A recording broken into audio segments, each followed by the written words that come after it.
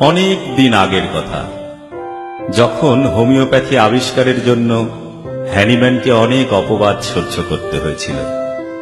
Kent, boric, হেরিংদের জীবন সংশয়ের ঝুঁকি নিয়ে হোমিও ঔষধ প্রুভিং করতে হয়েছিল। এই সব মহামনীষীদের অনেক ত্যাগের বিনিময়ে আমাদের এই হোমিওপ্যাথি। আজ আমাদের আর পাগল হিসেবে আখ্যায়িত হতে হবে না, হ্যানিম্যানের মতো বিনিদ্র রজনী যাপন করতে হবে না, কেন্ট, বরিক, হেরিংদের মতো জীবনের ঝুঁকি নিয়ে ঔষধ প্রুভিং করতে হবে না।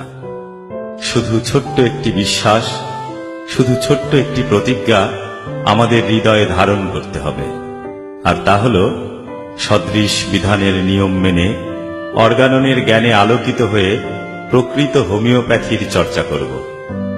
তাহলে বাঁচবে প্রকৃত হোমিওপ্যাথি, আর পরম করুণাময়ের আশীর্বাদ প্রসূত হোমিওপ্যাথি বাঁচাবে রুগ্ন মানবতাকে। আমরা হোমিও ডাক্তার, আমাদের গুরু হ্যানিম্যান। এই মহাবিশ্বে সৃষ্টিকর্তা হ্যানিম্যানকে সৃষ্টি না করলে হয়তো বিশ্ব মানবতা সাদৃশ্য বিধান মতে রোগ আরোগ্য করতে পারত না। আমরা সেই মহাত্মা হ্যানিম্যান এবং তাঁর সৃষ্টি হোমিওপ্যাথির প্রতি গভীর শ্রদ্ধা ভরে হোমিও সঙ্গীতটি শ্রবণ করব।